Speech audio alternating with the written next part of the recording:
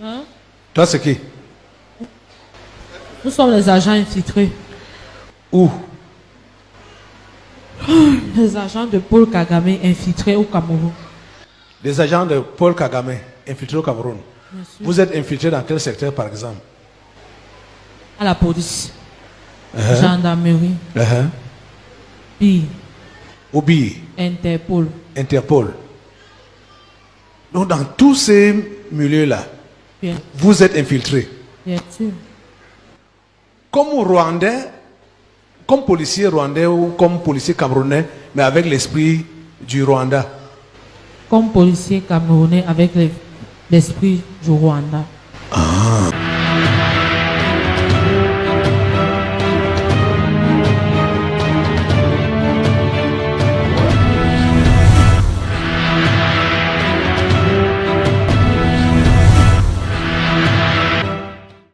Merci Balandia aussi du Congo et Sengozali les sous une fois de plus.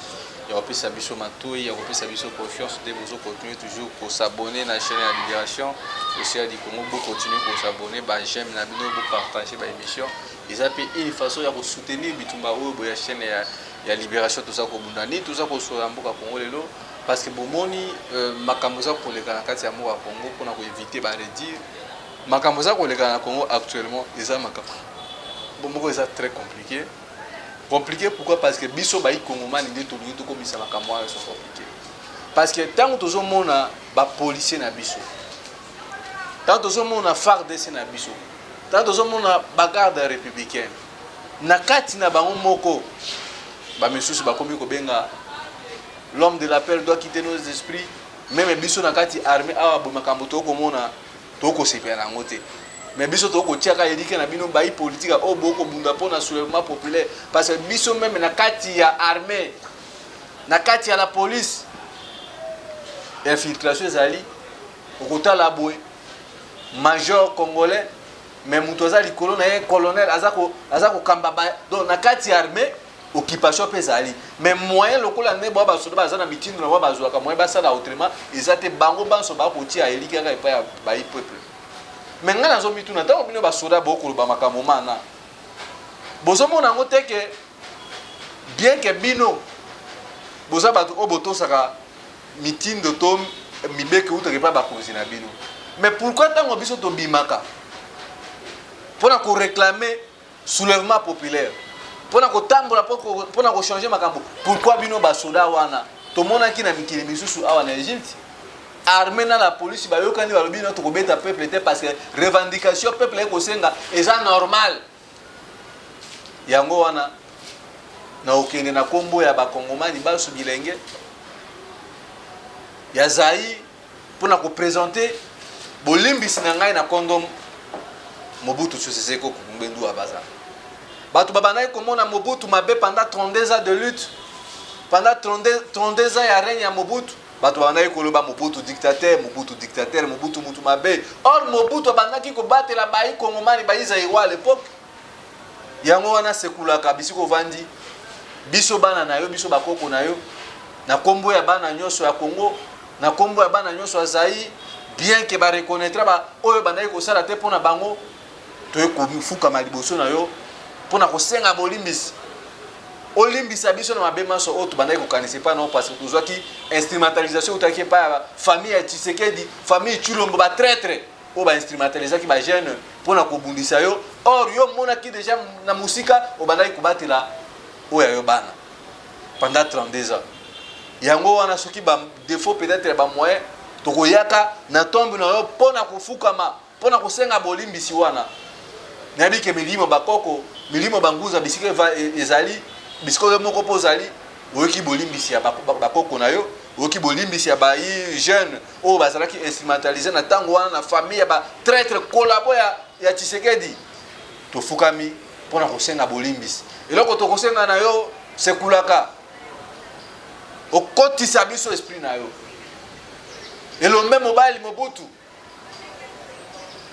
esprit na yo ekota na kati na biso parce que bitumba oyo botoko bundango ekomi makasi yango wana to ko senga esprit na yo to ko senga bakoko ba accompagner biso na bitumba oyo ya soulèvement populaire to kobunda toyebi ke barwandais baolinga mo oyo bote ntango tozobengisa bajeune na soulèvement populaire epai na bango eza comme si tozocuba bango tonga yango tokosenga na bakongomani baso toza koevangelize bandeko toza kotambwisa yo jeune congolais bisiko ozali zwa conscience toza na plus de 450 tribune na kati ya mboka na biso mais botala lelo oyo boye babanyamulenge bakomi kosala kotonga nini mboka na bango nini ngomba wana banyamulenge mbangu pourquoi batu wana bakomi koinvestir bisika na mingi bakomi kotonga ba hôpitaux bazotonga ba stade bazotonga ba aéroport n'est-ce pas que eza na mission moko bota misima wana yango siko bo biso toza kotalisa bino makambo zokende lolenge ni na mboka bokoloba ke bozala batu te botala na passeport Congo ba congolais bandai kosalela ezosala nga pasi ta onazotala ba jeune congolais conscience oti na niveau obo boko réclamer bozongi ya Kabila kozonga lolenge nini na mboka obo tandis que Kabila kenda donc congolais so bisiko zali wana yebango ke passeport tambola lango kuna Kabila beta déjà komisa biso ba rwandais toyebaka te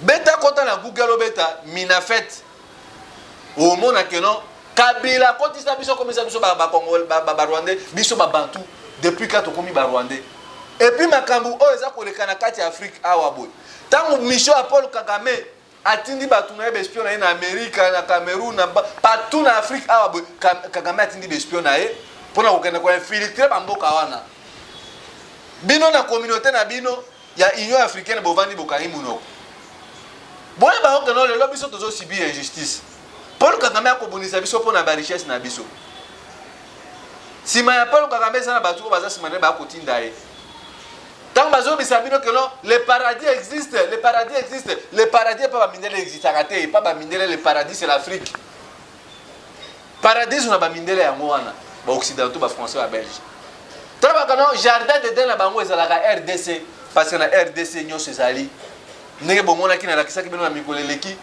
na mboka moko na Fizi wana ba ko bongisa ka nzela pamba ba matière misusu premier ya sikebotami yango wana bino ba président Afrique tango moto ko pele pa na biso bino boko mona que non Paul Kagame a ko tiaka mal à l'aise na ba congolais ba jeune congolais ba sa inconscient ndeko kabu ya so to na bino le ba bongo JDK o ti la biso vidéo oyo boy tozonga et puis to continuer ko talisa bino ni neza ko le kana kati ya mboka Kabarebe Jemusi est rentré de Kinshasa pour être le chef d'état-major au Rwanda et puis il est devenu le ministre de l'armée et pour le moment il est au conseil militaire à la présence du conseil Kagame.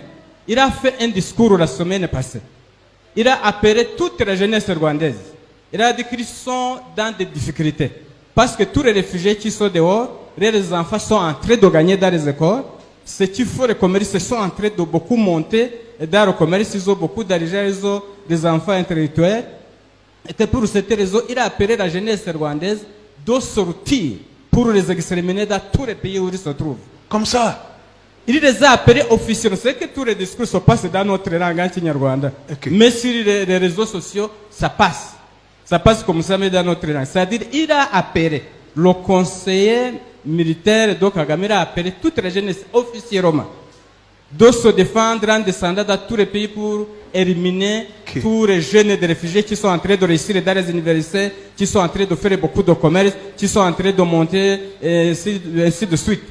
C'est comme ça que je disais l'autre jour que si le Cameroun pouvait être pris dans le plus vite possible, il devait faire attention avec parce que ces groupes-là sont nombreux ici au Cameroun. Sur l'opération Inhore. Inhore, c'est un groupe des autres miliciens que Kagame vient de former. Ce sont des commandos qui renvoient sur le terrain en tenue civile.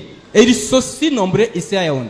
Ils ont tenu des réunions dans la diaspora que je vous ai dit qui est dirigée par l'ambassadeur de Kigali à Brazzaville.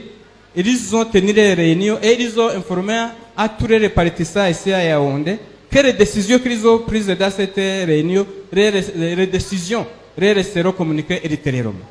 Vous voyez, c'est ici, ils opèrent clandestinement ici au Cameroun, mais beaucoup des autorités sont au courant, parce qu'ils ont beaucoup d'argent, ils séduisent, ils trompent, il faut des histoires, mais il faut même des exercices, ils quittent ici pour aller faire les exercices militaires au Rwanda, et ils reviennent, alors que même les photos, on les voit comme ça. Vraiment, c'est quelque chose qui devait attirer beaucoup d'attention. Si cet esprit dit qu'il veut s'aimer, le génocide même ici, ce n'est pas pour rien. C'est fini. tout ça. Ça ne peut pas avoir lieu ici. Les voilà saisis, non? Que ce soit les puces, que ce soit le génocide. On va écouter les autres. Merci beaucoup, pasteur. Les autres là. Finissons. Les puces d'abord. Les puces là. Les puces. Vous avez dit que vous êtes... Implantés Oui. dans tous les Rwandais. Oui. Qui sont éparpillés partout dans le monde. Oui. Qui ont été éparpillés là. Et les puces, si vous connaissez les puces, ça peut être nuisible. Ça peut être nuisible.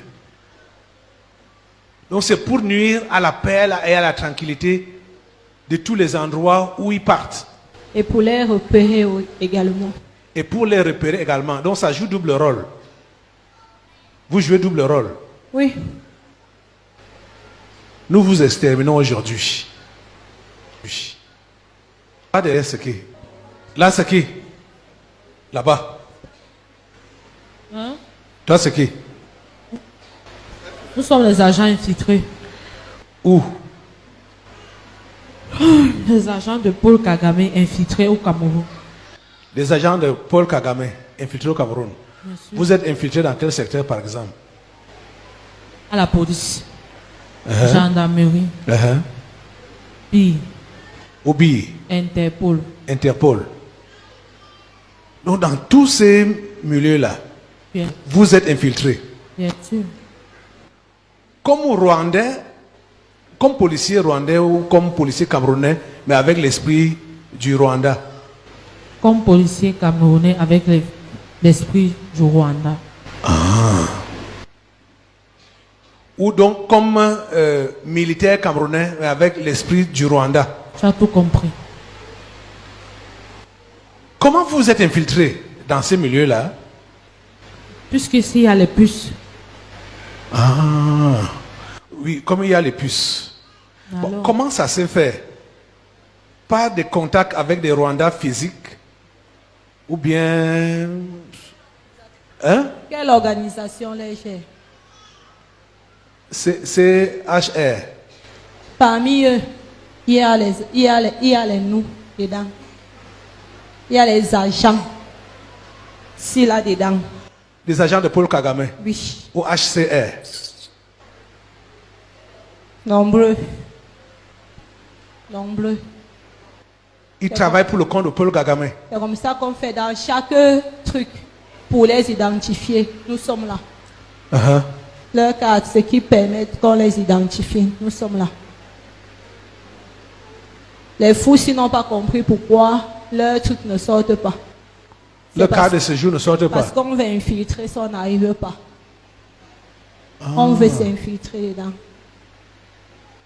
Pour avoir vous le les corps. puces. Oui, Vous voulez vous infiltrer en eux. on n'arrive pas.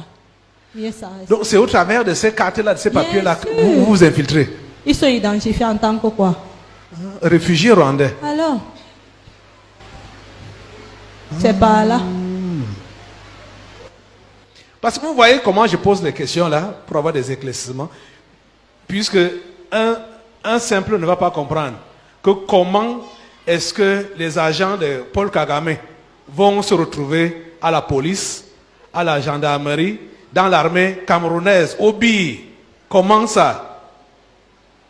Ils vont dire que non, non, vous faites des montages. Merci.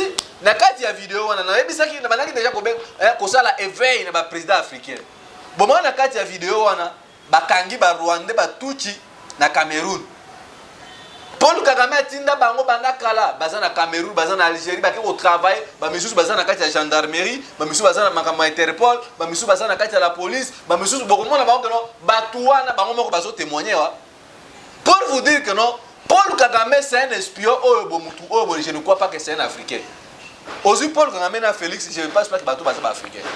Bomoni lelo oyoboy, service camerounais et kangi batouch o bakendaki kuna ko travailler pour que non mission ba Rwandais oyobo mission Paul Kagame eza pour nous former en pire. Peut-être d'autres gens ne veulent pas mais quoi? Mais bon là bomoni. Et puis, ça vous avez vu comment on est en train d'interviewer ces Rwandais-là. Donc, Bazana Mali, Bazana Sénégal, Bazana Burkina Faso, ils sont partout. yango nazobengisa bagene ya Afrika. Panafricanisme o bakwame kuma bandai kolobela yango. Le panafricanisme boza wapi papa na biso ya Afrika. Selon idéologie na bino ezalaki chaque pays eza na parti moko pona ko discipliner ko tambusa kolanda vision ya idéologie ya panafricain papa na biso. Parce que biso ba africain to misana ko vanda batu bayi ko kabola biso isa ba occidentaux na ba nyangala kata ba rwandais o ba kauka bilongi. Yango nazo bengisa bino. Nous devons faire tous pour mettre fin à l'hémorragie oyo. Parce que le oyo botango papa na biso sasu na ngambu. O permettre ma belle na yo. Le oyo ozu 12 000 hectares ya terre arable ou pesi ba rwandais. Est-ce que on mesure les conséquences? Botala ma vidéo o bande ko kata ba vidéo oyo bo bisikwa o to ko sensibiliser ba jeune. Bo partager yango pour vous dire que Kagame c'est un élément très dangereux. Yango na bisi jeune nyonso ya Congo. Loka tozo bunda na organisation ba moyen na bande ko tozo na bango ba mama océan bien que pesa menacé ce qui to kangi na faire ata $1000 toza ko pesa ultimatum na ba Rwandais tout o boza na bakati ya institution na o boye ko vana a boza na ba barumbu boza na ba limité bisika nyonso bovandi toyebi déjà place wana yango to ko bengisa ba peuple congolais à l'unisson parce que bota le o baje na Cameroun ba détecter que mboka na bango comme déjà infiltré occupation et continue na kati ya Cameroun na kati ya Kenya tant bande commission ba ko mona que no biso to ko ganga musala apunda or batu o baza batu mabe bazo luka bisika nini Paul Kagame aza ko meka lokola kuti Félix Tshisekedi aza faible ndebo ko mona ko sakala na Félix oyo méthode ya kosala révolution to ko bango na télévision te na travers la conférence auto ça ko sala sensibilisation parce que to baki mois avril to na ba action mais compte tenu maman aussi ba problème ça qui na bande commission de calendrier na biso bebaki yango dès que tozo kota na mois ya mai 1 ya mois ya mai awa boy tozo kota schéma 0 Rwandais na mboka na biso donc tous les Rwandais bisika bozali bozo yoka bon se préparer à conséquence que non le Congo appartient aux Congolais au bateau et non au Nilotique. Il n'y a pas eu jamais eu un tribu na Congo ba benga ba Banyamulenge tuti le quoi na Congo na ba yuma oyo boy ba koloba ba koko na biso ezaki ba belge ba koko na biso ezaki ba belge donc ba belge mutu ba sala Afrique mais il faut boye bango avant ba belge ba français ba européen ba en Afrique Afrique déjà banda ko exister na ba Congo ba ezaki na koko na biso ba yeko ki déjà ko koma alors tango bino boyei na mboka nini o bino bomona bazo ba bele ba teki ba pesi ba to nationalité pa na RDC pour na inviter ba leader politique na biso na mboka biso biloko sele makate na ba pays lokola ba États-Unis oyei oza ba pesi na nationalité au sombi mais ma belé le sol et le sous-sol appartient à l'état mais pas na biso so bité nani apesi Félix Ndingisa ya kokabula ka mabele lokola mikate tandis que na parti na bango moko bazo zanga carte de membre toilette ya parti na bango tondi baza incapable de kopesa ba militaire na bango ba carte yango na bengisi ba jeune ba parti politique eza solution te nous devons sortir na ba carte ya ba regroupement politique parce que na carte ya ba parti politique wana ba jeune bele bazona ndali susu te pona kobunda pona mboka mais ba jeune bazona na ba idéologie ba leader politique na bango ba kotia botala mutu lokola Kabila ba jeune bino ba congolais Kabila za mutu obino bokola ndai olie boya to bunda pona mboka ba Rwanda bango oyo bo ba komi déjà 0 mètre papa boto la biso mboka na biso na ville ya Gisenyi déjà ba Rwanda bazo se préparer pour na okota parce que bitumba na biso oyo boy na ba Rwanda bandi na yote bande ko fotanga ba livre to se référer na histoire depuis 1886 parce que Rwanda ezala ki coloniser na ba allemand tant ba allemand ba lingi ba kota na kati ya nord ki mpona kozwa ba lengo d'or ya mboka na biso ba voya homme na biso ba congomani ya solo tant to simba ki minduki ba pesa ki mot d'ordre pona ko bundana ba Rwanda to repousser ba Rwanda na ba allemand bitumba ya biso na mabele bitumba mabele o to so bunda o bunda ba Rwanda bandi loti depuis 1886 bitumba o bandaki avant même bakende na table ronde na Allemagne imaginez-vous siko table ronde ezaki na nini bitumba o eza lote donc cela veut dire que non mabele ya bana Kivu mabele bande kuna biso ya Congo Mobutu sekula bema elombe mobali abana ko sécuriser ba Congolais lobi na balala nzala mais baza na sécurité batambola ndenge balingi ekolo moko tata moko yango mona ki parti moko ndenge vision ba père na biso ba panafricaniste ezalaki ezate que lelo oyo boy ba Rwandais ba comprendre bazotambola bambongo nde bolanda na video wana na Cameroun bakangi bango bako séduire soko lobby bapesi bino mbongo ndenge moko mpe bakosala yango na bajeune conscient congolais toza na bango lelo awa boye bakosombaka baactiviste misusu olobi bapesi $2500 oki organiser conférence oki organiser séminaire organiser marche c'est ça nyonso wana nini yango eza koaffaiblir bitumba na biso yango nazobengisa bandeko na ngai ya Goma je crois tito koma fait ya o na okita na Goma donc quand on a l'activité à la Kini pour que bengana ba tuchi o baza à la Kinshasa na capitale tozo ya Congo mobimba tozo tambola parce que j'aime honorer maloba ngai parce que batu oso to pesi Félix c'est seconde chance ya ko diriger mboka oyo boy je vous jure bon mona que non to koma bescribe ya batu oyo boy et puis tozo bengisa peuple congolais na ba signature déjà pétition là déjà na bengisa ki ba avocat na ngai na ba avocat so auto za na bango les amis de Bino Mimene peuple congolais tous a besoin de signature na bino pour la haute trahison à Félix koloba que non élection rosale makasu na mboka oyo to ndire mboka oyo boy et komi patrimoine na bango et komi lokola loko na bango a famille ba députés nationaux tous senga na juge ya cour constitutionnelle bino bato boza na pifo mandat wana ko somisa ba président de la république bolanda ki Félix akena Kenya koloba que non élection rosale té. Donc, ce qui est l'élection à la tête, ils appellent souci na biso ba bino mimbenga ba résistant, ba bundeli ya mboka tolinga ki élection à la tête, pour te pousser sur ko Félix ya ko tie contre mur. Ils a déjà haute trahison. Bino ba député bo se saisir leur oyo. Pour na kolongola ba immunité ba poursuite judiciaire contre Félix. Ba leader politique ba zo banga prison puis âge na bango. Félix a ça là en nommant ordonnance ya bazuzi ya cour constitutionnelle. Bote na niveau haute trahison. Oyo loko ko sala maté. Oh même Rwandais Kabila banay ko ba o sala ngo à l'époque.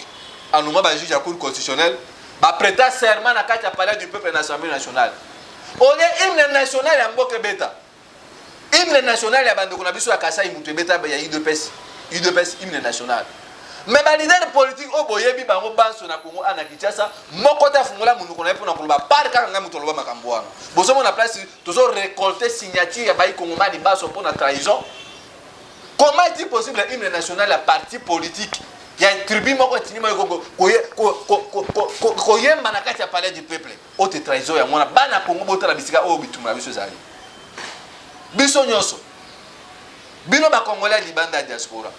Tango bino mozo kanisa kaka lelo ndeko brino o boza mboka ndenge boya bango kelo mboka batu bovano les mboka ya bapa les mboka na binote même dans so malo pangu na Namur osoma lo pangu na Marseille na Lille muko ba français ba kolola ba lamuki mabe ba ko benga na bino bozo na mboka na bino yango na bozo mona bitumba o biso tozo bunda tozo ngasimate bande ko ba ko finga biso bo continuer ko finga mais logique na ngana lobby logique na biso zali na bande ko tozo bunda bitumba oyo boy logique na biso ezali faut ko bengana ba Rwandais ko bengana Félix ko kanga Félix na Kabila tant que bato na mi balé baza na mboka le pays est toujours sombre moi to mona épanouissement ya mboka na biso ezali te tala banyangala kata ba banyamulenge oyo ba ko ba nini soki ba Belge ba décider ba kabola mboka eza ba mboka ba ko na biso za ba Belge ba ko na biso za ba Belge te ba ko na biso za ba Lumumba Nzenzalandu ba papa ki Simo Kimangu Kiangani bakoko na biso bango wana tango bino bazo fungula minoko keno bakoko na biso za ba Belge est-ce que Belge na yo na Belge za poso moko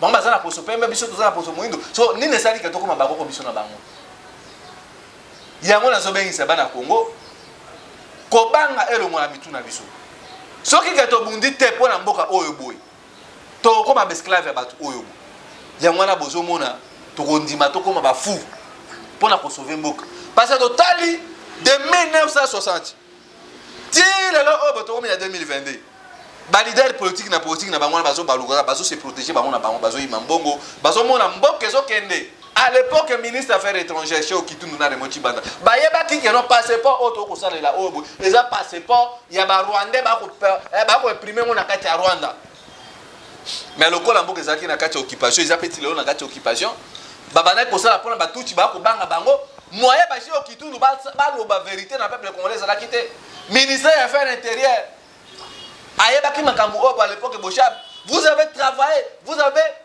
induit le peuple congolais dans 4 occupations, foncé occupation. Si le lot est besoin d'un système, on a beaucoup se protéger, mais nous n'avons pas caméra. Caméra n'est pas congolais. Papa a caméra, c'est qui burundais. Bayaka na bango à l'époque. Comme ça la misala a la carte na Zaïre à l'époque Congo. Papa a caméra, c'est qui un cuisinier. Il y a ma mindele. Mais le lot batu wana nyonso na brassage na bino. Bokei, bosali mixage, bo négocier na ba Rwandais, bato ba ko violer ba maman na biso, bozui bango bo continuer ba na kati armée. Pour baya lisusu, ba continuer toujours konyokola ba congolais. Le quoi le oyo boy, to ko mona ba mbata ba ko sepena kati assemblée nationale, pour comme vice-premier président de l'Assemblée nationale. Boya na bino ka pa na ko yiba mbongo no. Est-ce boyer réellement que no bolo ba makambo biso to ko dénoncer oyo boy. Yango na zo bengi so mona Congo. Tango bino bozo ba jene na zo mona bande kunanga ya IDPS. Bozo qui est dans l'Assemblée nationale. Tandis que l'Assemblée nationale, la sécurité de l'Assemblée nationale, c'est un Rwandais. Vous ne croyez pas, Félix, depuis le lot, vous avez organisé, non, Félix, depuis le lot, a émis changé. Félix, c'est un condiment qu'on négocie dans le Rwandais. En disant que c'est bon, on a 4 armées. Dans le Sabino, Nabino, Rwandais, vous avez accord na Félix. Vous signez l'accord, on a bien. Vous avez signé. Ils ont engagé le peuple congolais. Parce que le corps a besoin de détermination pour libérer le Congo. Nous allons faire ça. Il y a besoin de participation à Moutounios. Parce que les Cambou, il y a soulèvement, les Cambou, ce qui est qui parce que se référer toujours. Bon, moi, qui va palestinien, là, les israélites, tant que côté de l'occupation, mais quel que soit même effectif les israélites, si les gens continuent à prendre ma belle que Israël les a pays fort.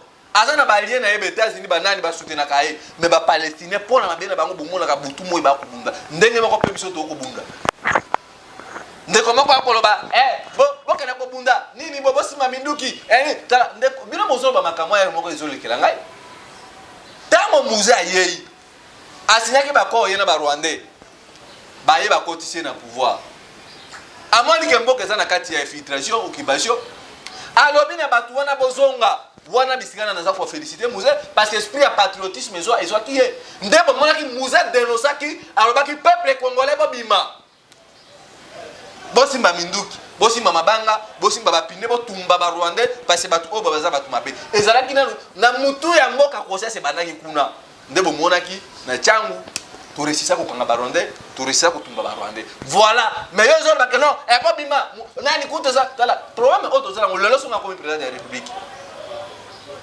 tout Congolais avant que l'université il faut les qu'on a armé parce que babilo ko wana ka bino bozo ba ka non bo bunda bo se mamindu bino va na ba poto bo va na ba moka libanda bo tu na pri ya mundu ki na pri ya licence mo zo coûter combien biso bituma to zo bunda to na to bunisa batu biso tango to zo ba to bunda na ba Rwanda ba pesa biso minduki to bunda na ba Rwanda et puis bitumba na za bitumba mo collectif d'une manière nationale. Oh, que nos Congolais ont eu temps à comprendre. Tel le haut na ONI. Un Sénégalais à l'époque, Zaïre Zaki tant aux Zaïrois Télémi, bah qu'on respectait les Zaïrois. Mais le haut le coup là tous un président moko fainéant faible, inutile le 21e siècle. Qu'on a président le coup là Félix. Ah qu'on a comme ça bah qu'on a bateau bah qu'on violer bah maman na biso, bah qu'on tue bah maman na biso bah c'était na c'est makolo. Félix a qu'on dit ma bateau wana ba ya. To kota na bango to vanda na bango to sur la place moko tala dimension muto to za na un président inutile na 21e siècle ko za président wa Félix alors bino mo vandi ole to sangisa makanisi tango papa na biso no rengbanda nzamba ko tumba bana ko ba awabo peuple congolais il faut se mobiliser le quoi ba congolais bolingi lo lendo balata bomo na bino za le côté mais olinga ko apparaître na ba château na ba mboka belé na Kinshasa na ba Lubumbashi ole to tala mboka na biso ezo kana ndenge nini papa on ne na ndimatika la pauvre ateka babilo qu'on a pour la construire bitumba résistance en bana ko vana clandestin plutôt pour que non mboka zo kende ba mindele to zo mona bango ba George Bush le lo auto zo na ba Joe Biden ba Emmanuel Macron na bango ba France bazo préparer de tête bazo bunda bitumba na te pona bango bazo bunda bitumba pona génération ba progéniture na bango soko tali la dans le bill qui toi dans un président atika projet na lelo obojo Biden na so yango pour na bano bazo mais pas na biso ni mezo marqué biso ba congolais pour que to vanda liboke moko ndenge vision papa Honoré Ngmande zalaki soko lobi boy to za na confiance je suis na confiance ya bato desko yo soko lingi biso to peso confiance pas le quoi bozo vanda na ba Rwandais bozo tanga na bango na ba université malonga boyebi ba réalité ozo le kanaka ti mboka awate yango bino bozo ba biloko misusu bongo menga na yebi ke na mukia mukoto zo bunda na mamwa itotek na ba organisation na biso tozo sala toyebi ke to gagner bitumba oyo yango na bozo mona tant tozo loba papa Honoré Ngmande bana koloba bossa la ba congolais bossa na bomoko parce que to linga te que na tant tozo bunda bitumba soulèvement populaire bitumba résistance ce qui moko na biso akoi to ke l'hôpital ba batuana po ba ko tuba etonga mabe ba ko pesa ifo za kufa e ko senga biso na kati ya résistance oyo boye toza na ba médecin na biso moko toza na biloko na biso moko ya kolia mai na biso moko to se rassurer que non nazana ndeko JDK soki na okiposa mai ya kopesa nga mai ya mabete nazana médecin oyo bazana ndeko na biso kabuya na bike akosala nga mabete parce que bike l'autre zo munda bitumba pour la libération ya mboka voilà organisation biso toza na mo besoin ya mwana to bike ba mama na biso ba ekosenga bango nini ba misu bazolamba mama mikate ba misu bazolamba mama fufu ba misu bazokende koluka mama tembele ndunda voilà ndenge ba Égyptien ba ressusaki parce que d'abord ba jeune Égypte ba jeune Tunisie bazalaki organisé même à Burkina Faso pour ba ke bitumba soulèvement populaire ko so biso temps il faut donc ensemble mon solo banani bazana mboka bande ko Bruno bande ko boyeboy ba mama aussi ba Merlin vous na bande ko misu to zana bango awa butoko bunda bitumba o pour la libération mboka biso ezo senga nini ezo senga biso il faut to zana ba binga na biso moko ezo senga biso nini ezo senga biso il faut to zana ba mama o boya biso moko ba congolais bazana kati ya résistance ba congolaise plutôt o to biki non to banda bitumba o ko bunda de 8h 13h bango batikali na sima bazolamba ce qui moko na biso azu choc ou bien zoki nini bo parce que ça bitumba o to zo bunda pour na sauvetage ya mboka na biso to ki matato ke ne pas batuana to kozonge pa ndeko na biso ndeko tala yo kipe ba mutu o to zana mamoto na biso mamutu na biso ndeko azongi ba meme mbango poya mais ben ndeko bino bozo bolingi makambo wana te so vous voulez nous faire croire que non to ça la oza na mitu na bino bozo kanisa ce n'est pas ça peuple congolais nazo bengi sabino to tele maboya ndena bisi bino moya mais ndenge papa Honoré Ngmande banda kuluba Félix c'est un dangereux Félix est ko fungula biso miso pocho zalaki na miso to banda ko mona te yango obo to komi ko mona ngo ce que to tali mona mobali obo te depuis famille ya Tshisekedi obo depuis 32 ans Mobutu banda ko lia mbonga bazara surubewa mbonga babizima karaha lelo obo bomoni Félix abandi ko sana nini ofuta nyongo ya ba Rwanda banda ko soutenir bango na bitumba bango ya mabe bazaki nango na lite UDPS peuple congolais à l'unisson de tokolonga ba Rwanda na bokabwani tokolonga batu ote ba Rwanda bazo réussi bazo tamwa na mosolo bazo tan organisation nde bozo mona nde balelo ba panzi bango na Kenya ba panzi bango na Japon na États-Unis bazo kena ko ba formation est-ce bande kwanta bazo kena ko infiltrer na Cameroun.